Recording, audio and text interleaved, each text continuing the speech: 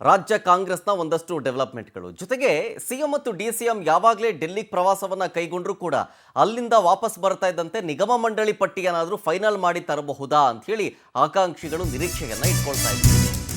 ಈಗ ನೋಡಿ, ಮತ್ತೆ ಇದೇ ವಿಚಾರಕ್ಕೆ ಸಂಬಂಧಪಟ್ಟಂತೆ ನಿಗಮ ಮಂಡಳಿ ಅಧ್ಯಕ್ಷರ ಆಯ್ಕೆ ಬಹುತೇಕ ಫೈನಲ್ ಅಂತ ಹೇಳಲಾಗ್ತಾ ಇದೆ. ಕೊನೆಗೂ 29 ನಿಗಮ ಮಂಡಳಿಗಳ ಅಧ್ಯಕ್ಷರ ಲಿಸ್ಟ್ ಅನ್ನ ರೆಡಿ ಆಯ್ತಂತೆ. ನಾಳೆಗೆ ನೂತನ ಅಧ್ಯಕ್ಷರ ಪಟ್ಟಿ ರಿಲೀಸ್ ಆಗೋ ಸಾಧ್ಯತೆ ಇದೆ. ವರಿಷ್ಠರು ಗ್ರೀನ್ ಸಿಗ್ನಲ್ ಕೊಟ್ಟಿದ್ದಾರಂತೆ. ಸಿಎಂ ಅಂಕಿತ ಹಾಕೋದೊಂದೇ ಬಾಕಿ ಉಳ್ಕೊಂಡಿದೆ. ಡೆಲ್ಲಿಲಿ ವರಿಷ್ಠರ ಜೊತೆ ಸಿಎಂ ಡಿಸಿಎಂ ಚರ್ಚೆ ಮಾಡಿ ರಾಹುಲ್ ಗಾಂಧಿ ಅವರ ಕಡೆಯಿಂದಲೂ ಕೂಡ ಒಪ್ಪಿಗೆ ಸೂಚಿಸಲಾಗಿದೆಯಂತೆ. ಸುರ್ಜೇವಾಲಾ ಅವರ ಜೊತೆಗೂ ಕೂಡ ಸಿದ್ದರಾಮಯ್ಯನವರು ಹಾಗೆ ಡಿಕೆ ಶಿವಕುಮಾರ್ ಅವರು ಚರ್ಚೆ ಮಾಡಿದ್ದಾರಂತೆ. ಸೊ ಮೋಸ್ಟ್ ಪ್ರಾಬಬ್ಲಿ ನಾಳೆಗೆ ನೂತನ ಅಧ್ಯಕ್ಷರ ಪಟ್ಟಿ ರಿಲೀಸ್ ಆಗೋ ಸಾಧ್ಯತೆ ಇದೆ. ಸಂಭಾವ್ಯರ ಪಟ್ಟಿಯನ್ನು ಗಮನಿಸ್ತಾ ಇದ್ದೀರಿ. ಸಂಭಾವ್ಯರ ಪಟ್ಟಿಯಲ್ಲಿ ಯಾರ್ಯಾರ ಹೆಸರು ಕೇಳಿ ಬರ್ತಾ ಇದೆ ಅಂತ ಕಾಂಗ್ರೆಸ್ ಕಡೆಯಿಂದ ನೋಡಿ, ನಾರಾಯಣಸ್ವಾಮಿ, ನಟರಾಜ್ ಗೌಡ್ರು, ಜೊತೆಗೆ ಆನಂದ್ ದೇವಪ್ಪ, ಶಾಸಕಿ ನಯನಾ ಮೋಟಮ್ಮ ಅವ್ರ ಹೆಸರು ಕೂಡ ನಿಗಮ ಪಟ್ಟಿಗಳಲ್ಲಿ ಕೇಳಿ ಬರ್ತಾ ಇದೆ. ಸಂಭಾವ್ಯ ಇವರೆಲ್ಲರೂ ಕೂಡ. ಆಮೇಲೆ ನಿಖೇತ್ ರಾಜ್ ಮೌರ್ಯ, ಆಗಾ ಸುಲ್ತಾನ್ ಇವರೆಲ್ಲರೂ ಸಂಭಾವ್ಯರ ಪಟ್ಟಿಯಲ್ಲಿದೆ. HB ಮಂಜಪ್ಪ, ಶಿವಲೀಲಾ ಬಹುತೇಕ ನಾಳೆಯೇ ಪ್ರಕಟ ಆಗುವಂಥ ಸಾಧ್ಯತೆ ದಟ್ಟವಾಗಿ ಕೇಳಿ ಬರ್ತಾ ಇದೆ. ಪ್ರಮುಖವಾಗಿ ಒಂದಷ್ಟು ಹೆಸರನ್ನು ಕೈ ಬಿಡಬೇಕು, ಒಂದಷ್ಟು ಬದಲಾವಣೆಗಳನ್ನು ಮಾಡಬೇಕು ಹೀಗನ್ನುವಂತಹ ಮಾತುಗಳು ಕೇಳಿ ಬಂದಿತ್ತು ಹೈಕಮಾಂಡ್ ನಾಯಕರಿಂದ.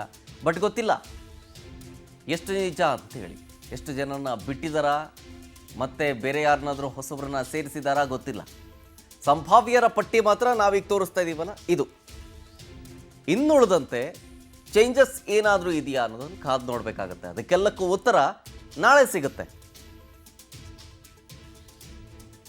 ಸಿದ್ದರಾಮಯ್ಯನವರು ಒಂದು ಪಟ್ಟಿ ಕೊಟ್ಟಿದ್ರಂತೆ, ಡಿಕೆ ಶಿವಕುಮಾರ್ ಅವರು ಒಂದು ಪಟ್ಟಿ ಕೊಟ್ಟಿದ್ರಂತೆ. ಎರಡೂ ಪಟ್ಟಿಯನ್ನು ತರಿಸ್ಕೊಂಡು ನೋಡಿದಾರಂತೆ. ಆದರೆ ಒಂದಷ್ಟು ಬದಲಾವಣೆಗಳನ್ನು ಮಾಡಬೇಕು ಅನ್ನುವಂಥ ಮಾತನ್ನು ವರಿಷ್ಠರು ಹೇಳಿದ್ರು ಅನ್ನೋದೊಂದಿದೆ. ಸೊ ಹಾಗಾಗಿ ಬದಲಾವಣೆ ಮಾಡಿದ್ದಾರಾ ಏನು ಕಾದು ನೋಡಬೇಕಾಗತ್ತೆ. ಉತ್ತರ ನಾಳೆ ಸಿಗುತ್ತೆ. ಡೀಟೇಲ್ಸ್ ಕೊಡ್ತಾರೆ ನಮ್ಮ ಪ್ರತಿನಿಧಿ ಆನಂದ್, ಡೆಸ್ಕಿಂದ ನೇರ ಸಂಪರ್ಕದಲ್ಲಿ. ಆನಂದ್, ಮೋಸ್ಟ್ ಪ್ರಾಬಬ್ಲಿ ನಾಳೆನೇ ಈ ಪಟ್ಟಿ ರಿಲೀಸ್ ಆಗೋ ಸಾಧ್ಯತೆ ಇದೆ. ನಾನು ಹೇಳ್ತಾ ಇದ್ದೆ, ಈ ಹಿಂದೆಯೇ DCM ಡಿಕೆ ಶಿವಕುಮಾರ್ ಅವರು ಸಿದ್ದರಾಮಯ್ಯನವರು ಪಟ್ಟಿಯನ್ನು ಕೊಟ್ಟಿದ್ರು, ಕೆಲವೊಂದಿಷ್ಟು ಬದಲಾವಣೆ ಮಾಡಬೇಕು ಅಂತ ಹೈಕಮಾಂಡ್ ನಾಯಕರು ಸೂಚಿಸಿದ್ರು ಅಂತ ಹೇಳಿ. ಏನಾದರೂ ಚೇಂಜಸ್ ಆಗಿರೋ ಸಂಭಾವ್ಯ ಇದೆಯಾ ಅಂತ? ಖಂಡಿತವಾಗ್ಲೂ ಶರತ್, ಒಂದೆರಡು ಬಾರಿ ಅಲ್ಲ, 3-4 ಬಾರಿ ಈ ಒಂದು ಪಟ್ಟಿಗೆ ಅದನ್ನು ರೆಡಿ ಮಾಡೋದಕ್ಕೆ ಬಹಳಷ್ಟು ಒಂದು ಸರ್ಕಸನ್ನು CM ಸಿದ್ದರಾಮಯ್ಯ ಮತ್ತು DK ಶಿವಕುಮಾರ್ ಪಟ್ಟಿರ್ತಕ್ಕಂಥದ್ದು. ಯಾಕೆಂದರೆ ತಮ್ಮ ಬೆಂಬಲಿಗರಿಗೆ ನಿಗಮ ಮಂಡಳಿ ಸ್ಥಾನಮಾನವನ್ನು ಕೊಡಿಸಬೇಕು ಅಂತ ಬಹಳಷ್ಟು ಒಂದು ಕಸರತ್ತನ್ನು ನಡೆಸಿದರು.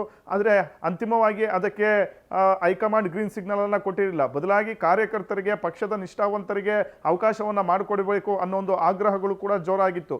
ಈ ಮಧ್ಯೆ CM DCM ತಯಾರಿಸಿದಂಥ ಪಟ್ಟಿಗೂ ಕೂಡ ಕೆಲವು ಕಾರ್ಯಕರ್ತರು ಮತ್ತು ಮುಖಂಡರು ಹೈಕಮಾಂಡ್ಗೆ ಒಂದು ಕಂಪ್ಲೇಂಟ್ ಅನ್ನು ಕೂಡ ಮಾಡಿದ್ರು. ಯಾವುದೇ ರೀತಿಯ ಒಂದು ಚರ್ಚೆ ಮಾಡದೆ, ಜೊತೆಗೆ ತಮ್ಮ ಬೆಂಬಲಿಗರಿಗೆ ಬೇಕಾದವರಿಗೆ ನಿಗಮ ಮಂಡಳಿಗಳನ್ನ ಕೊಡ್ತಾ ಇದ್ದಾರೆ, ಪಕ್ಷದ ನಿಷ್ಠಾವಂತರನ್ನ ಕಡೆಗಣಿಸಿದ್ದಾರೆ ಅನ್ನೋ ಒಂದು ಆರೋಪವನ್ನ ಮಾಡಿ ಹೈಕಮಾಂಡ್ಗೂ ಕೂಡ ದೂರನ್ನ ಕೊಟ್ಟಿದ್ರು. ಈ ಮಧ್ಯೆ ಹೈಕಮಾಂಡ್ ಕೂಡ ಅದಕ್ಕೆ ಬ್ರೇಕ್ ಹಾಕಿ ಮತ್ತೆ ಪಟ್ಟಿಗೆ ಒಂದು ರೀತಿ ಸರ್ಜರಿ ಮಾಡೋದಕ್ಕೆ ಮುಂದಾಗಿತ್ತು. ಹಾಗಾಗಿ ಅಂತಿಮವಾಗಿ ಇವತ್ತು CM ಸಿದ್ದರಾಮಯ್ಯನವರು ಅಂಕಿತ ಆಗ್ತಕ್ಕಂಥ ಒಂದು ಸಾಧ್ಯತೆ ಇದೆ. ಪ್ರಮುಖವಾಗಿ ಹೈಕಮಾಂಡ್ ನಿಂದಲೂ ಕೂಡ ಈ ಎಲ್ಲ ನಿಗಮ ಮಂಡಳಿ ಅಧ್ಯಕ್ಷರ ನೇಮಕಕ್ಕೆ ಗ್ರೀನ್ ಸಿಗ್ನಲ್ ಸಿಕ್ಕಿದೆ.